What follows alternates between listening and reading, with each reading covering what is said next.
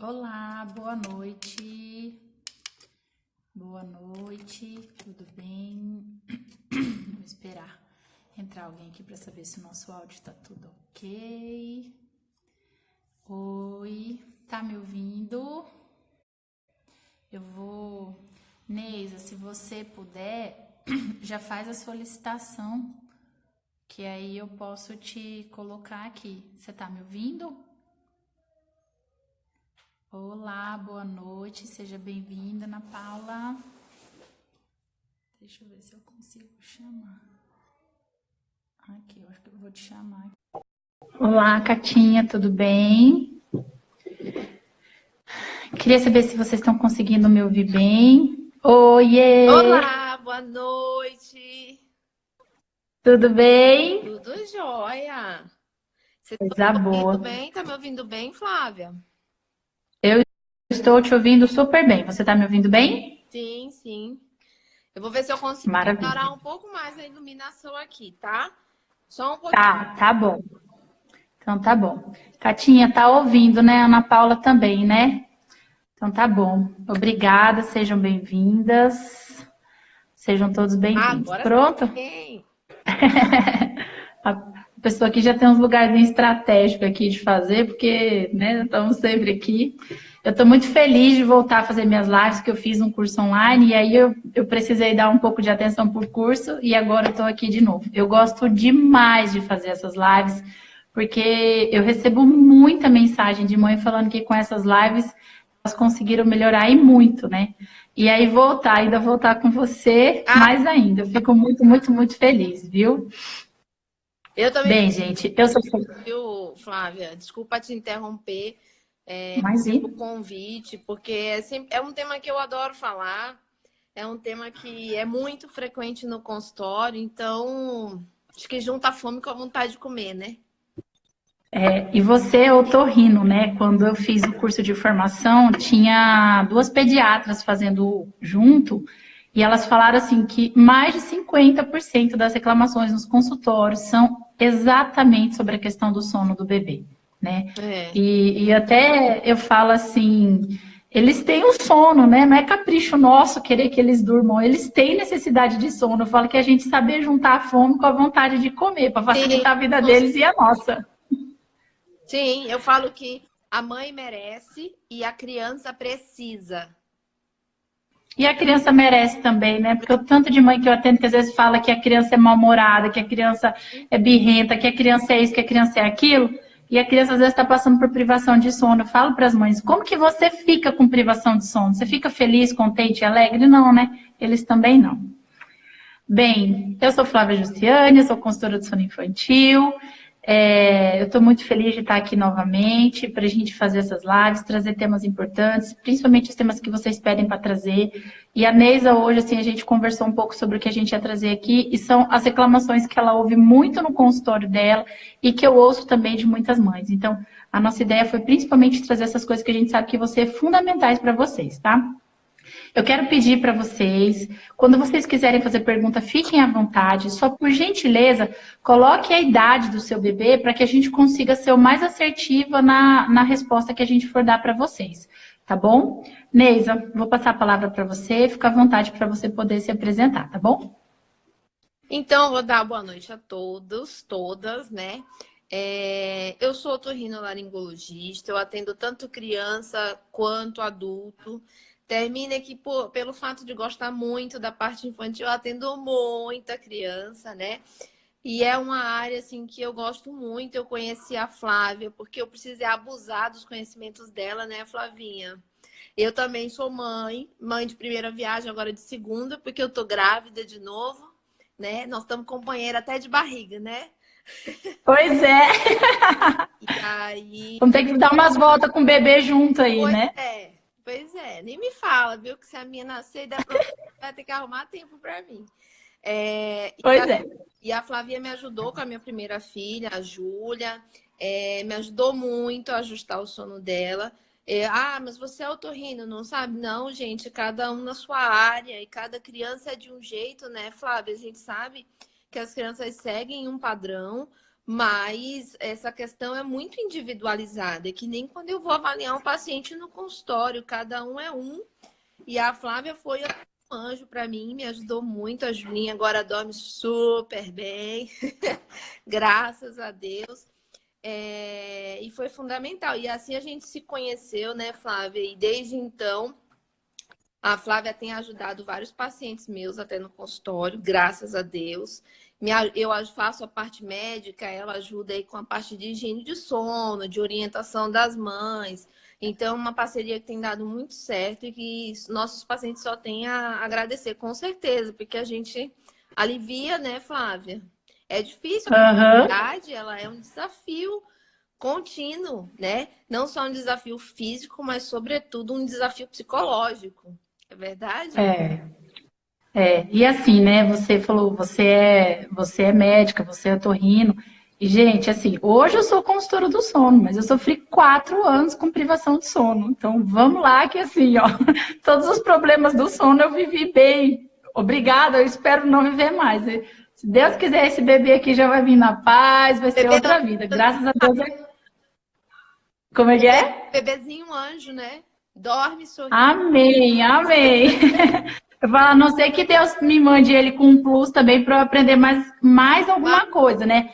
Porque com cada um dos dois que eu tenho já, eu aprendi uma coisa diferente. Então, assim, inclusive isso, eu até agradeço a Deus porque foi por isso que eu estou aqui hoje, né? Uhum.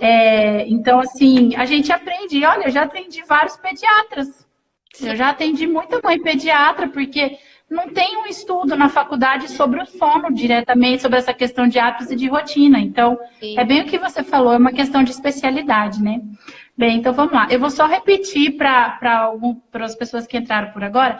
Gente, se vocês quiserem colocar pergunta, fiquem à vontade. Por gentileza, só coloquem a idade do bebê de vocês para que a gente consiga ser assertiva, tá? A gente elencou alguns temas que são coisas que tanto a Neisa quanto eu ouço de reclamação, para poder colocar para vocês. E aí, se vocês quiserem colocar mais perguntas, fiquem à vontade. Eu só quero fazer uma coisa aqui, porque a Camila está aqui, da Baby Iluminata, e ela me ajudou a descobrir que eu não estou grávida de gêmeos. E eu fiquei bem aliviada. Porque ela teve gêmeos, a gente estava conversando, eu falei, olha, obrigada, vou dormir bem melhor. Não, Porque gêmeos é dose dupla. a Camila é guerreira, não sei como consegue. Temos que dar um troféu para ela, porque 3 pequenos é desafiador. Não, eu falei para ela, o dia que eu fui na casa dela, meu coração fica apertado, a vontade é de ficar lá, de nem voltar para casa, porque, gente, se um a gente sabe que dá trabalho, 2, então, né, exige muito mais da mãe. Mas vamos lá, gente, olha, Neisa, do primeiro tema que a gente estava pensando, né, a questão assim, ó, meu filho ronca muito, parece que ele não consegue respirar quando ele está dormindo. O que eu devo fazer? O que eu devo fazer para prevenir isso? Como tratar essa questão do ronco quando a criança... A gente assusta. Eu já vi muita mãe falando que assusta, porque parece que a criança está sem respirar e às vezes fica com aquela dificuldade de voltar. Eu queria que você colocasse um pouco sobre essa questão, a criança que dorme com a boca aberta. O que a gente deve fazer? Qual é a orientação que você tem a respeito disso? Essa, sem dúvida, a principal queixa que chega lá no consultório, né? O que eu falo é o seguinte, criança não é certo roncar e dormir de boca aberta. O ronco e a respiração oral, quando a criança está muito resfriada ou num dia que ela brinca muito, está muito cansada, tudo bem. Agora, aquela criança que todo dia você percebe que ronca, dorme com a boca aberta, isso nunca é normal. Nunca.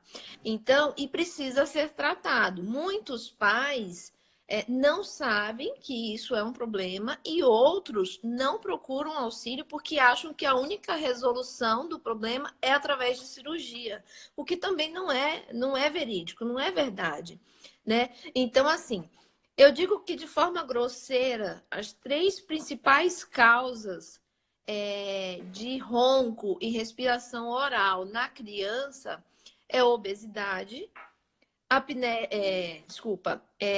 amígdala e adenoide, que o pessoal chama de carne esponjosa atrás do nariz, muito grande, e a rinite alérgica. Isso falando de uma forma grosseira, né? Como as principais causas. Muitas das vezes a gente consegue com tratamento clínico mesmo, no consultório, fazer essa criança melhorar. E qual que é o problema de você deixar essa criança roncando e respirando com a boca aberta? É que isso, a criança não consegue manter um sono regular. Essa criança se movimenta muito à noite, por mais que ela nem chegue a despertar, Flávia, à noite eu falo para os pais o seguinte: é um falso sono bom. É um sono que a criança não consegue aprofundar o sono. Ele fica ali naquele sono superficial. Então, ele não consegue ter um sono reparador.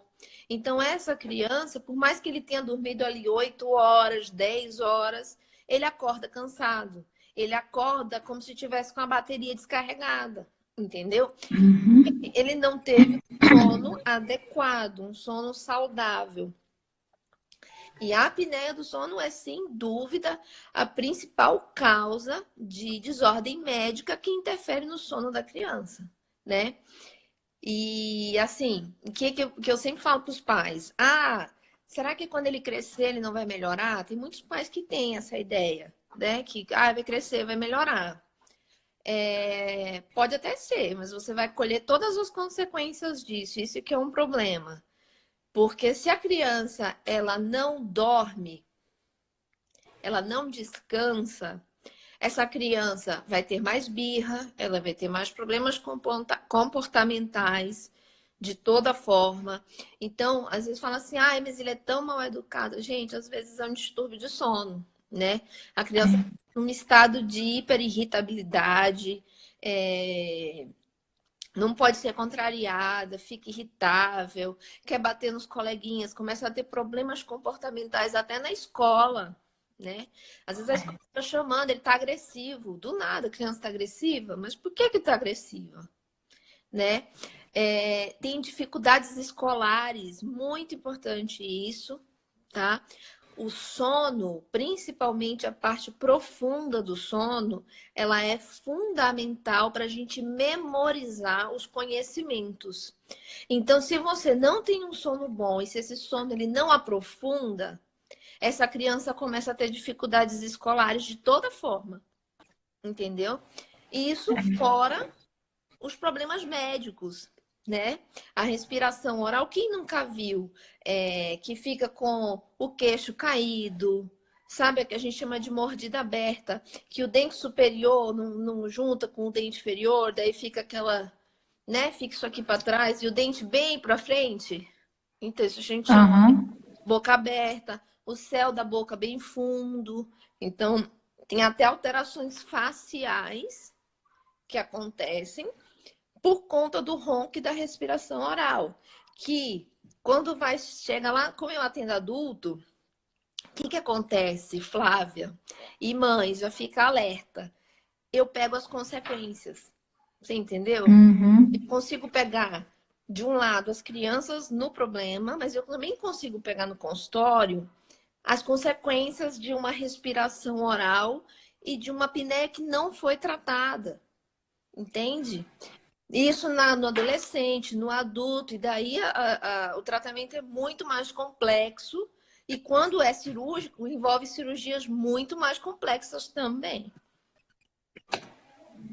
E aí, assim, a gente acha que não tem consequências, né? Uma coisa do começo da vida da criança. Ah, não, passa. Tipo, literalmente, eles sobrevivem. Mas, assim, as consequências a longo prazo, igual você falou ali na questão da idade escolar, eu falo assim, tem muita criança hoje diagnosticada, às vezes, com déficit de atenção, com essas coisas que hoje está muito em evidência. Eu falo, às vezes é uma criança que vai dormir meia-noite, num celular, aí a criança acorda 6, 7 horas da manhã para ir para a escola, para passar o dia inteiro na escola, sendo estimulada, para chegar de noite e ter essa mesma rotina, ou seja, a criança sofre de privação de sono, a criança é hiperestimulada, o sono, em vez de ser reparador, tende a ser perturbador, e a criança, em vez de descansar, acorda mais irritada. Exatamente isso que você falou. Eu falo assim, vai virando uma bola de neve negativa, né? Totalmente negativa e... Pode falar. E a apneia do sono, na criança, ela pode causar transtornos escolares e comportamentais que simulam déficit de atenção e hiperatividade. Então, muita gente às vezes fica assim, mas eu acho que meu filho é hiperativo, eu acho que meu filho tem déficit de atenção e, na verdade, ele tem um distúrbio de sono, uma coisa que muitas das vezes é tratável, é totalmente reversível. E, Flávio, é um negócio incrível que quando eu pego, às vezes, os pais com crianças, eles percebem uma mudança gritante, sabe? E uma coisa leva a outra, uma coisa leva a outra. Deixa eu pegar o gancho aqui da pergunta que a Priscila Genilson colocou. Ela colocou assim, ó, oi, boa noite. Graças a Flávia e suas orientações me ajudou muito. Porém, minha bebê está com rinite alérgica e está ruim. Essa doença, o que faço para ajudar ela a dormir melhor? Ela tem 1 ano e 6 meses. A Priscila tinha me mandado uma mensagem, se não me engano, semana passada, agradecendo que ela tinha melhorado, ajustado tudinho as coisas lá com a bebezinha dela. E aí, ontem, hoje, ela me mandou também falando que ela ficou ruinzinha. Então, ela ficou ruinzinha, ela tá com a rinite. O que ela pode fazer, Neisa? A rinite alérgica é uma das causas de distúrbio de sono. Lembra que eu falei que dentre as principais a rinite é uma delas? Então, a rinite ela entope o nariz, a criança começa a respirar pela boca, dá todos esses transtornos, totalmente, a gente consegue controlar muito bem clinicamente, na maioria das vezes. E essa época do ano é uma época que os quadros respiratórios pioram, não tem muito jeito. A gente está tendo mudanças bruscas de temperatura, baixa umidade de ar, então, tudo, e ao mesmo tempo as pessoas terminam se confinando mais por conta do frio. Então, isso favorece a disseminação dos quadros gripais, dos quadros de resfriados. Então, assim, se a criança tem muita crise, não tem muito jeito. É importante procurar o médico para a gente dar uma olhada e tentar identificar o que de fato está causando. Mas, assim, uma recomendação que eu acho que vale para todos é sempre fazer uma higiene ambiental muito adequada. Então, reforçar a limpeza da casa, sobretudo passando pano ao invés de vassoura, porque a vassoura ela termina que deixa a poeira mais dispersa no ar. Então, optar por pano úmido para limpar a casa. Sempre manter a casa bem arejada. Eu sei que está frio, mas é importante abrir as janelas, deixar dar uma ventilada. Animais, ursinho de pelúcia, tapete, carpete, são coisas que a gente precisa manter um pouco afastada das crianças com rinite alérgica, né? Ventilador nunca virado direto para a criança, então o vento ele tem que bater de uma forma indireta na criança. O ar-condicionado não está proibido, tem muita gente que acha que o ar-condicionado é o grande vilão, né? Não pode ligar ar-condicionado porque tem rinite alérgica. Não é bem assim. Eu até falo para os pacientes que eu acho o ar-condicionado menos pior que o ventilador. Porque o ventilador dispersa muito a poeira, né? O ar-condicionado é a mesma recomendação. É não deixar que ele... que o vento do ar-condicionado bata diretamente na criança, né? E sempre utilizar o umidificador de ar, porque já está com uma baixa umidade. Se você ainda liga o ar-condicionado, resseca ainda mais. O tempo ressecado, o nariz ressecado, ele é sentido não só pela criança, mas também pelo adulto, como nariz entupido, entendeu? Então, às vezes, a criança nem tá com nada inchado dentro do nariz, tá tudo bem, é só ressecamento.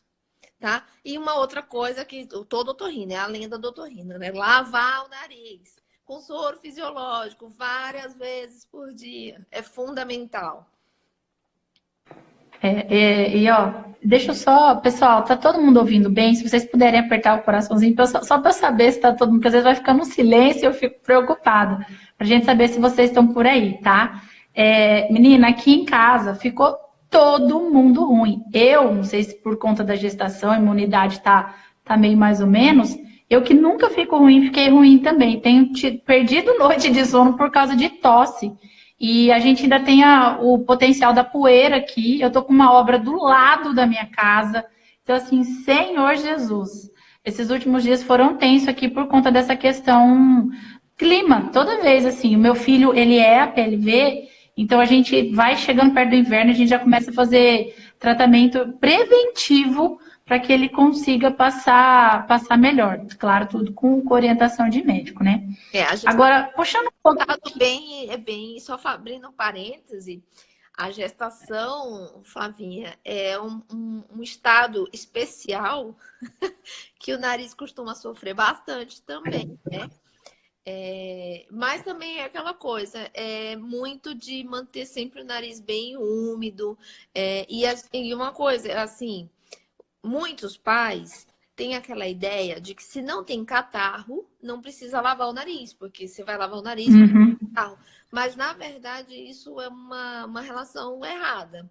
Porque se você pensa bem, você está respirando poeira, pó, pelo o tempo inteiro, porque isso está disperso no ar.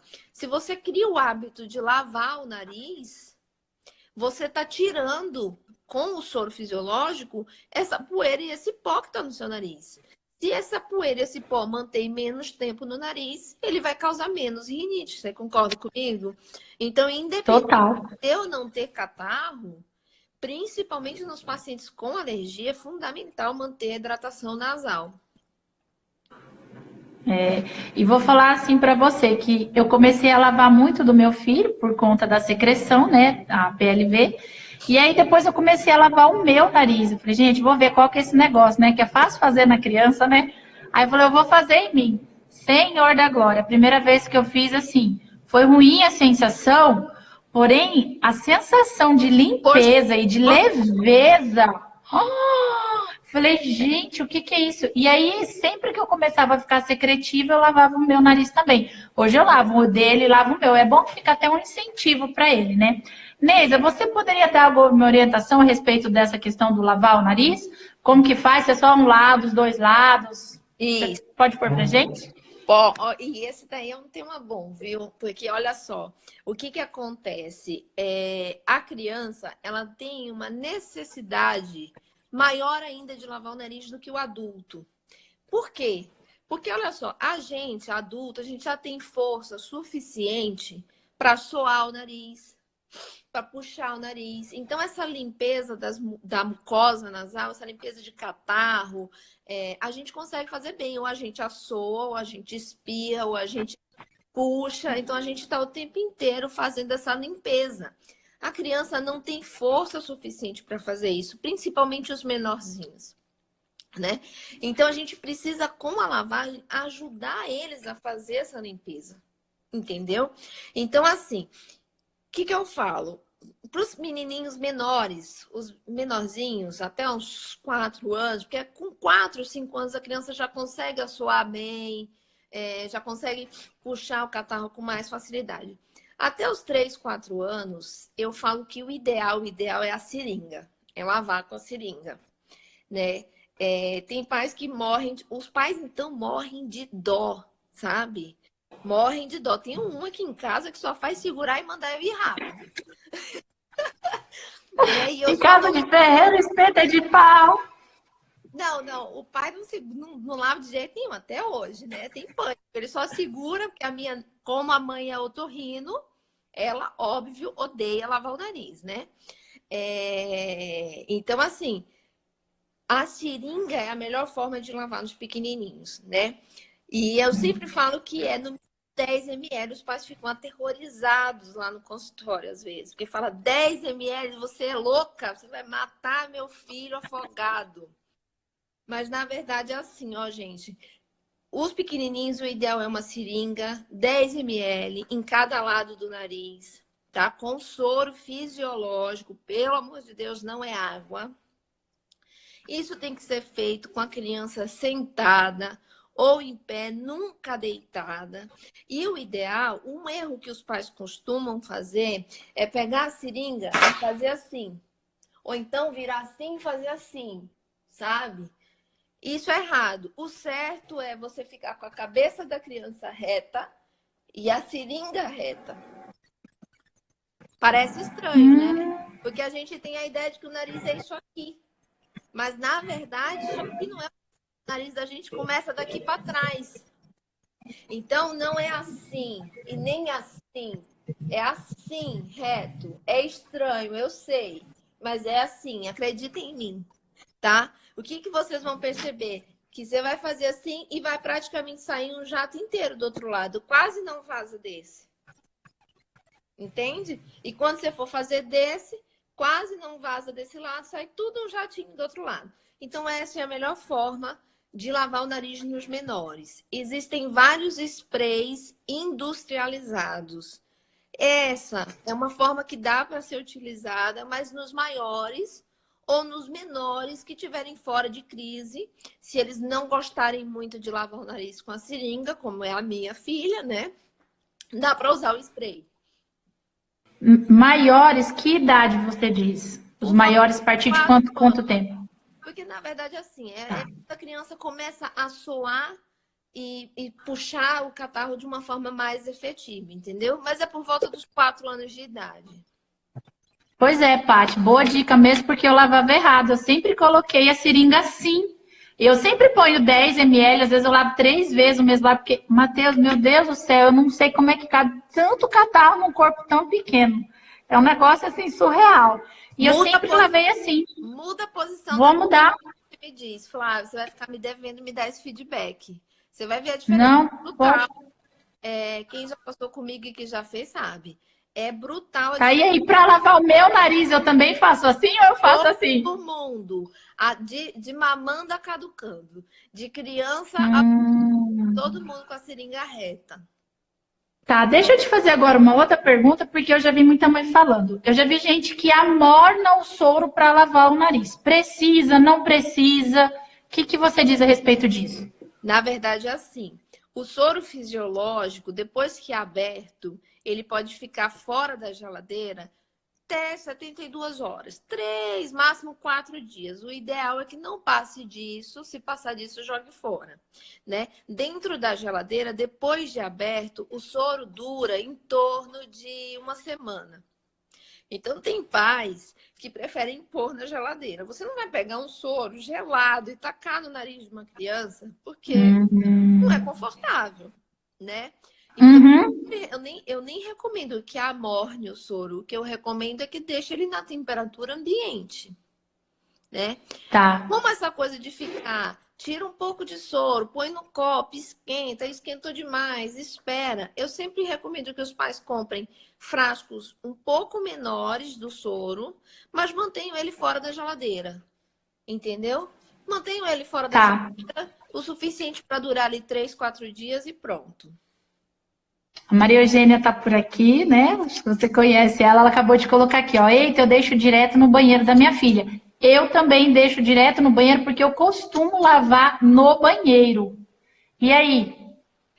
Teoricamente, não pode. Mas na prática, eu também deixo, às vezes, um pouquinho mais de tempo. Eu não, viu?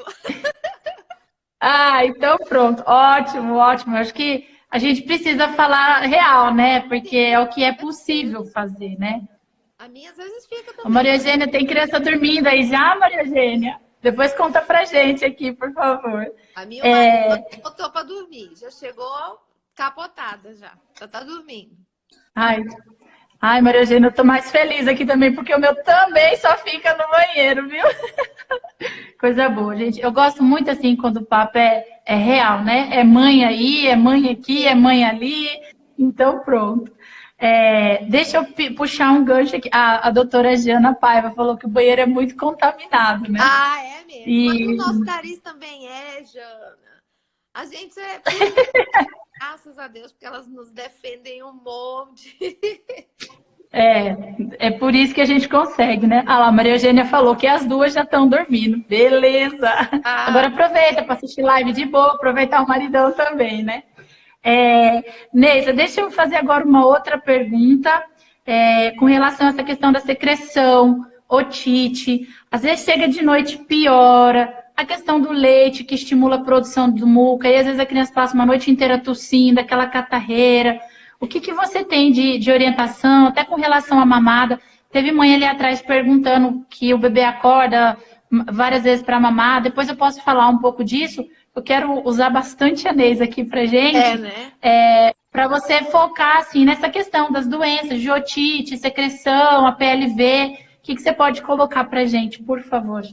Terra aí me colocar numa saia justa, né, Flávia? Você sabe que esse tema é sempre uma coisa. Na verdade, assim, até para a área médica, essa coisa de mamar deitado, leite, é uma coisa controversa. Se você for ver, tem pediatra que diz que não tem problema, tem pediatra que diz que tem problema. Otorrino é meio consenso, otorrino é tudo meio chato mesmo, diz que não é para mamar deitado, ponto final. Mas o que eu vou falar para vocês? Então, vamos lá. Primeiro, na minha experiência.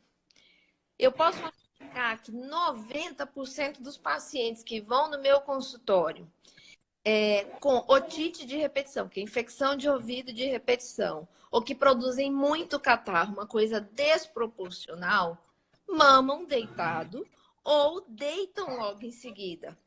Entendeu? Porque também é assim, você pergunta para a mãe, ele mama deitado? Não, ele mama aqui no meu peito, mas eu deito logo em seguida. Ok, mama deitado, né? Uhum. Terminou de mamar e deitou, mama deitado. Então, não é um hábito legal. Todas as crianças que mamam deitado têm problema de ouvido? Não. Mas dos que têm problema de ouvido, a maioria mama deitado. Entendeu? Então, eu falo para as mães o seguinte, é um risco que você está correndo. Se você dá o mamar e deitado ou deita logo em seguida, você está aumentando o risco do seu filho ter problemas respiratórios e de seu filho ter problemas de otite, que é infecção de ouvido. É um hábito ruim, né? E aí tem vertentes que falam assim, mamar no peito não tem problema. Mamar na mamadeira tem problema. Não é verdade. Pelo menos não é o que a gente vê no consultório, certo? O que a gente vê é que, seja no peito ou seja na mamadeira, aumenta o risco. Agora, as crianças que são amamentadas no peito têm menos problemas de saúde de uma forma geral. Então, a gente também tem que levar em consideração isso, né? No geral, o que eu falo para os pais? Pensa bem, Flávia, eu acho que você vai concordar comigo que a gente tem uma linha de raciocínio muito semelhante. A criança, a comunicação entre o esôfago, que é o tubo que leva o alimento da boca até o estômago, essa comunicação entre o esôfago e o estômago, ela é ruim. É por isso que a criança gofa, regurgita muito mais, certo? No adulto, isso funciona melhor. Ok? Se você, adulto, comer uma feijoada e deitar logo em seguida, não vai ser legal. Você concorda comigo? Super. Você pode até não ter gastrite, não ter nada. A maioria das pessoas não vai sentir que foi uma noite muito agradável. Certo? Uhum. Você vai num gastro ou se você vai numa nutricionista, o que ela vai te dar de recomendação? Você é adulto, certo? O que ela vai te dar de recomendação? Olha, evita tomar muito líquido junto da refeição. Olha, evita comer e logo em seguida deitar. Espera um pouco entre comer e dormir. Não é isso? Se para o adulto, que a coisa funciona melhor, não é recomendável esse hábito, por que para a criança, que a coisa não funciona bem, esse hábito não vai ser ruim? É bem isso. E o que eu recomendo muito, até assim, ó, pela associação que acontece, né? Olha só, né? Eu falo, às vezes a gente não para pensar numa coisa simples que a gente faz, que a gente acha que a gente está ajudando, que a gente está acelerando, assim, para que a coisa aconteça, especialmente a questão do sono. Vou dar uma mamar para dormir logo, que ele relaxa, e aí a gente pode favorecer uma otite, uma doença. E outra coisa, a questão do hábito de sono e mamada, né? Como que a gente poderia resolver? Eu penso assim, afastar uma coisa da outra, exatamente a orientação para o adulto. Além de você prevenir isso aqui. Oi? Meia hora. Pelo menos, no mínimo. Pelo menos uma meia hora, você afasta, você dá um início de digestão. Eu até falo assim, ó, não adianta engrossar leite. Ah, a última mamada da criança, vou engrossar o leite, vou pôr não sei o que lá para ver se a criança dorme a noite inteira. Não funciona. A criança vai dormir, às vezes acaba que o processo digestivo atrapalha o sono, é uma coisa que atrapalha o sono também. Então, quando a gente afasta a mamada do sono, você já não faz com que a criança associe uma coisa a outra, você garante que a criança coma bem, você permite a criança começar uma digestão e ainda evitar todas essas questões de otite, de secreção, de ficar vindo e voltando, né? E aí, para madrugada, o que a gente faria com os bebês menores? Qual é a sua ideia? Seria que idade? Menores seria que idade? Porque você sabe disso também, que nem eu, né, Flávio? Crianças... Vamos pensar assim, ó, num bebê, algo como 6 meses, vou falar assim, até os 6 meses, porque até os 6 meses eles precisam de 1 a 2 mamadas. Dá pra gente organizar muito bem isso para que eles não precisem. Porque a partir daí, a criança já começa com uma introdução alimentar. Se a criança tem uma rotina muito bem estabelecida, ela não vai ter necessidade dessa demanda. Então, vamos pensar que é um bebê show, que está tudo organizadinho, mas é um bebê pequenininho, é um bebê menor, tá? Lá até uns 6 meses, que ele tem realmente essa demanda noturna. O que você sugeria de fazer? Olha, o que eu falo? Essa é a parte chata da questão, porque... se é um bebê muito pequenininho e que de fato precisa mamar de madrugada, mamar e fazer. Sabe quando você pega um bebezinho pequenininho e põe para rotar? É isso. Eu sei que é desafiador. Deixar em pé, né? Você acordar de madrugada, não precisa nem ser bem em pé. Se ele ficar inclinado pelo menos 45 graus, já são medidas que inibem a regurgitação, entendeu? Então, assim.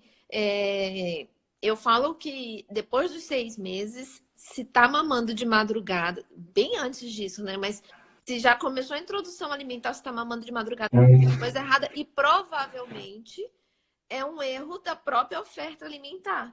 Porque o que acontece? Os pais não entendem que depois que a criança começa a comer, o leite é caloria vazia. Entendeu? A criança não tem necessidade de ficar ingerindo leite o tempo inteiro. Então, o que acontece? Você deixa de dar uma oferta alimentar nutritiva para enfiar um monte de leite, porque a criança precisa de leite, não precisa mais de tanto leite assim. Independente da alérgico ou não a leite, ela não precisa. Então, o leite, ele enche, dá a sensação de saciedade ali rápida, mas na verdade não sustenta.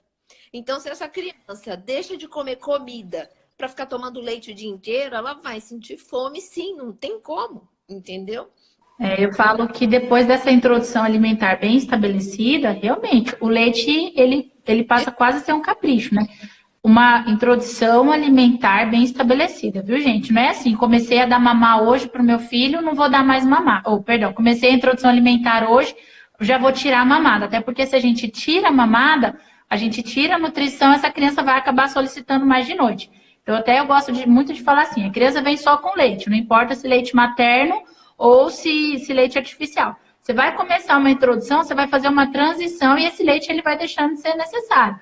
Agora, quando a gente não consegue fazer essa inversão, fica ruim ali, né? Tanto para a criança quanto para a mãe. Uma introdução alimentar já estabelecida, não é um começo, é uma alimentação estabelecida, vamos falar, não é uma introdução.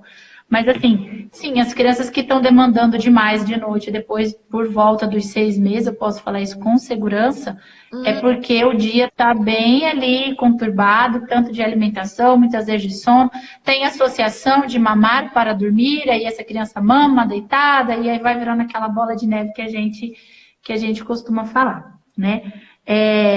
Eu acho que a gente podia falar um pouco agora a questão da importância da higiene para o sono, que eu falo muito isso. Ouvindo de você, melhor ainda, né? A gente poder entrar nisso, que nosso tempo está correndo aqui para variar. A gente começa esses negócios assim, o tema vai ficando gostoso, a hora passa.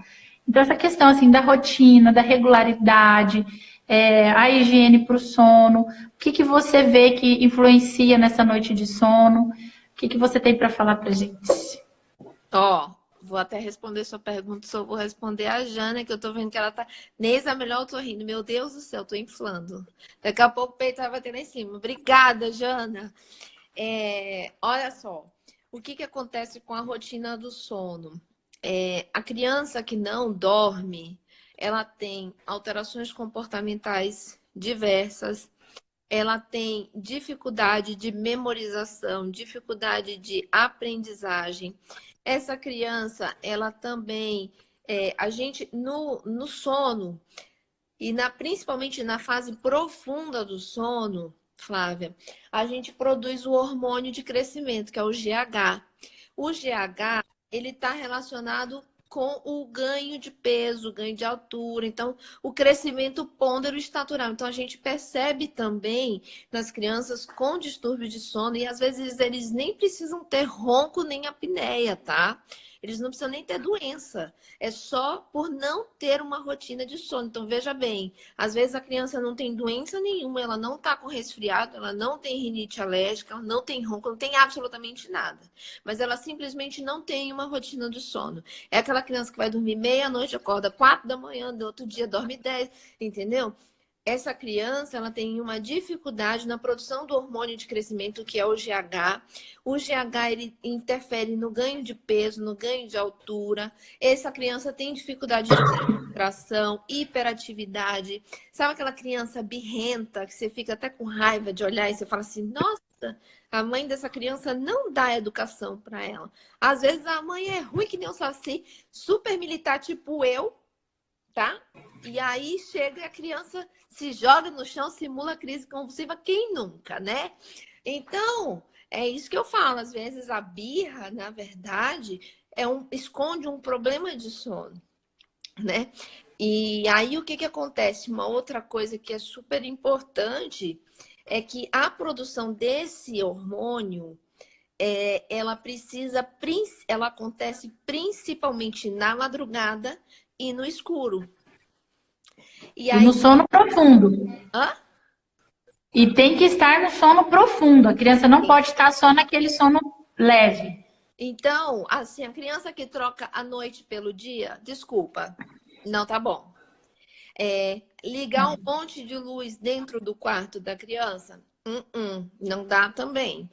Porque isso atrapalha o ciclo, que a gente chama de ciclo sono-vigília. Isso dificulta a criança introduzir o sono, esse excesso de luminosidade. O cérebro dele entende que não é para dormir, e se dorme, não é para aprofundar, entendeu? Então, esse excesso de luminosidade no quarto, essa coisa de ficar dormindo durante o dia e não durante a noite, isso tudo termina por interferir. E aí você vai ficar com isso, independente de ter doença, isso só como consequências de uma não rotina de sono, de uma não rotina. Isso é muito sério, né, Flávio? Eu falo assim que a gente tem uma mania de querer, muitas vezes, tratar as consequências das coisas, né? Então, às vezes, ele é indisciplinado, põe de castigo. Ele não vai bem na escola, reforço escolar.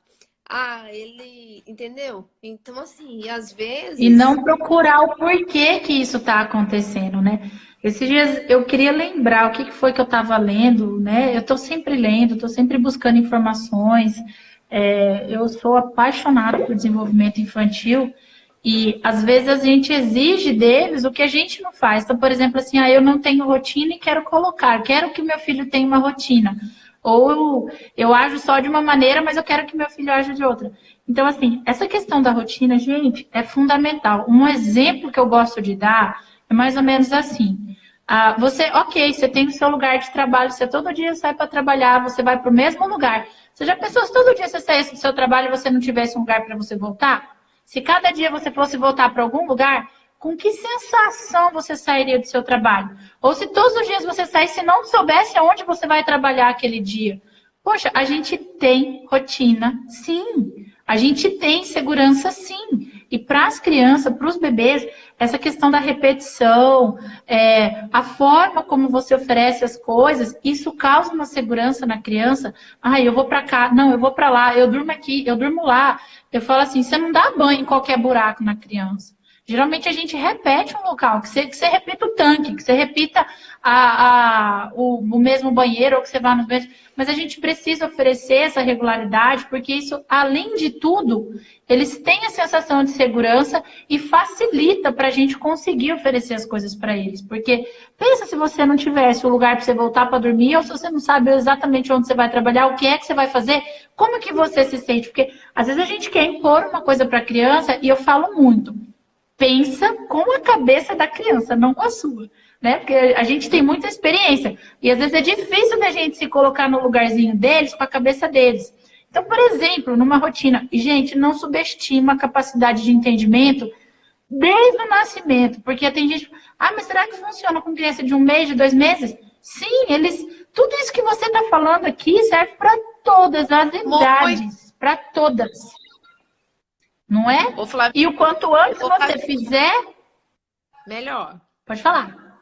Eu vou fazer um parêntese aqui, viu? Essa coisa de falar com a criança, mesmo que você imagine que ela não tenha capacidade de entendimento para aquilo, você precisa falar. Eu preciso até montar uma live sobre essa questão de desenvolvimento de linguagem, que é uma outra queixa, assim, super frequente. Um dia a gente vai sentar para conversar sobre isso. Que é uma queixa super frequente no consultório, entendeu? Então, assim, você não tem que economizar no vocabulário quando você for falar com o seu filho, sabe? Fala. Fala, mas ele não vai entender, não vai, ele vai entender de uma forma ou de outra. Para ele desenvolver a linguagem, ele precisa primeiro escutar. E ele precisa ter uma relação de afeto com quem está cuidando dele. Então, muitas vezes, eu sei que fugiu um pouco do tema, mas é só para aproveitar o gancho. Acho que é um gancho super importante. Às vezes... eu pego crianças no consultório com atraso de fala, né? 2, 3 anos não fala. E eu falo assim, a criança precisa escutar, ela precisa ter uma experiência auditiva para depois falar, entendeu? E o que acontece? Muitas vezes é o pai que fala errado. Eu vou falar errado porque é bonitinho. Não se fala errado com criança, tá? Fica com aquele vocabulário super restrito, porque fica com uma ideia de que se eu usar palavras difíceis, a criança não vai entender o que eu tô falando. Muita TV, YouTube, tablet. Aqui em casa eu sou meio militar, né? Mas eu sou, assim, o extremo, não deixo de jeito nenhum. Mas é porque a criança não... Se ela tem o visual anula o auditivo. Você já percebeu, Flávia, quando seu filho tá com a TV ligada, que parece que ele fica surdo e dependendo do interesse fica mudo também? Você chama, desconecta do mundo? Pois é. Fala que eles ficam abduzidos, parece que abduz a criança lá para dentro do negócio e às vezes você tá do lado, cai o mundo e eles nem... Entendeu? Vai embora. O visual, ele meio que dá uma desconectada no auditivo. É por isso que vídeos não são uma forma adequada de desenvolvimento de linguagem na criança. É sentar, contar história, conversar, você entendeu? Então, mas são vídeos educativos. Não adianta. O visual... Mas não precisa ser o dia inteiro, né? Não precisa ser o dia inteiro, né? Sim. E assim, ó... a criança, primeira coisa assim, porque eu falo não subestima, a gente fala com eles dentro da barriga. Por que você vai sair para fora aqui e você não vai mais falar com eles? Então, assim, tem que falar. Outra coisa, eles fazem primeiro reconhecimento facial, nós fazemos expressões, a nossa primeira... Ó, que nós duas aqui estamos comunicando com a mão, com a boca, com tudo que a gente tem direito. Por quê? Eles vão perceber. Então, se você falar com o seu filho, ele vai achar sempre que você está brincando com ele. Ao passo que se você falar o tempo todo, gritando, enérgico, ele vai achar que você está brigando com ele. Assim começa. E eu nunca subestimei a capacidade de entendimento, nunca coloquei minhas palavras e sempre usei o máximo de vocabulário. Tem muita gente, a professora do Matheus fala que parece que ele é super, tipo assim, que ele é muito autônomo, que a fala dele é muito boa. Mas por quê? Eu nunca subestimei. Sim. Eu nunca subestimei a capacidade de entendimento e nunca deixei de usar. Eu lembro muito claro, um dia a gente estava no aniversário, a Manu tinha uns 2 aninhos, 2 anos e 3 meses, mais ou menos, e a gente tava com sacolinha, aquela sacolinha de lembrança, e tava a sacolinha do amigo do meu marido e a nossa sacolinha, a sacolinha dela. E ele pegou a dela para brincar. Você sabe o que ela falou para ele? Ela falou assim: tio Babu, você está equivocado, essa sacola não é sua. Eles caíram assim, o que é isso? O que essa menina tá falando? Porque eu falava assim para ela. Então, assim, ela entendeu a palavra, os fonemas e o sentido equivocado. Então ficou, o que é isso? O que essa menina tá falando? Até eu, assim, porque eu falo e eu ainda não tinha saído da boca dela. Pois ela virou: tio, você está equivocado, essa sacola é minha. Mas, menina, então assim, gente, eles absorvem tudo. A gente não pode subestimar a capacidade de entendimento deles em nenhum milímetro, porque eles são esponjinhas. Aí a criança que fica o dia inteiro na televisão, o que eles estão absorvendo? Basicamente. Quais princípios, quais valores, o que eles estão aprendendo, né? Então, assim, eu cuido muito também, eu sou meio chata aqui, eu deixo televisão limitada. Eu vejo que tem uma cena que já não desceu, não, tire, isso não vai assistir. Esses desenhos hoje em dia, eles estão assim, às vezes é desenho, parece que é para criança pequena, mas o conteúdo não é. Então, a gente tem que ficar muito atento. Eu não acho assim, não vai usar, porque cada um tem uma necessidade, tem uma... Às vezes é uma mãe que está o dia inteiro sozinha em casa com a criança e tem que fazer as coisas, às vezes dá uma ajudada. Mas tem que ter equilíbrio. Pode usar, mas tudo com equilíbrio e cuidado, né? Sim, e olha, Flávia, já não sou eu que estou falando, são estudos recentes que colocam aí o excesso de eletrônicos como uma das grandes causas de atraso de linguagem, né?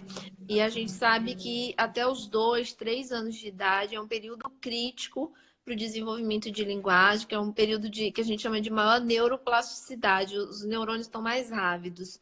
Então, principalmente o otorrino, e o otorrino que esteja mais ligado nessa área de desenvolvimento de linguagem, e aí eu me incluo nessa, porque essa parte eu gosto de criança, não tem jeito, né?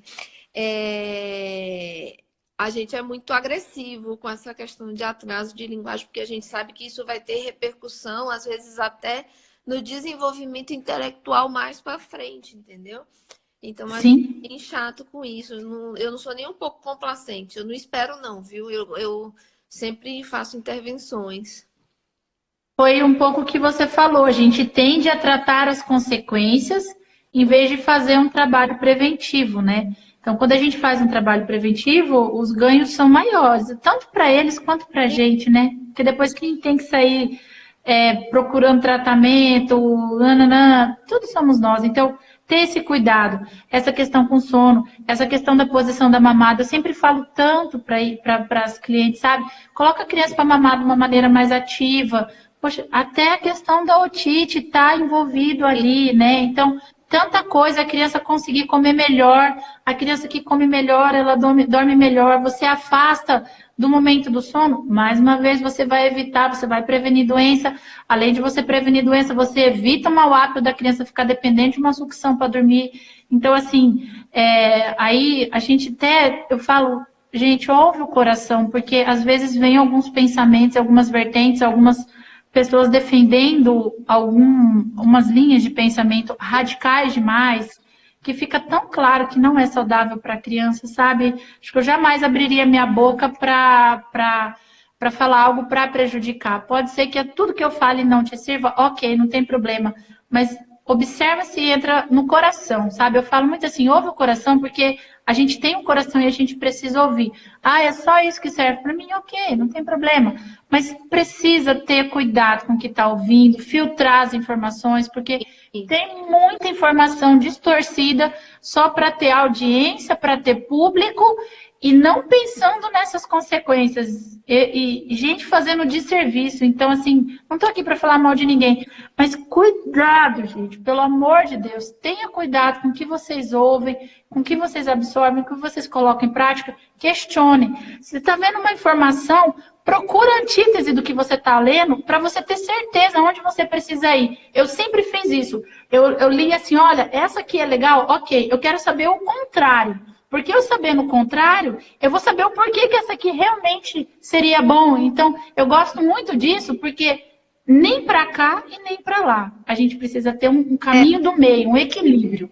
É por isso que, por exemplo, muitos pais às vezes vão no consultório, quando eu falo da questão do mamar deitado, alguns ficam até meio assim, não, mas não tem problema, peito não é problema.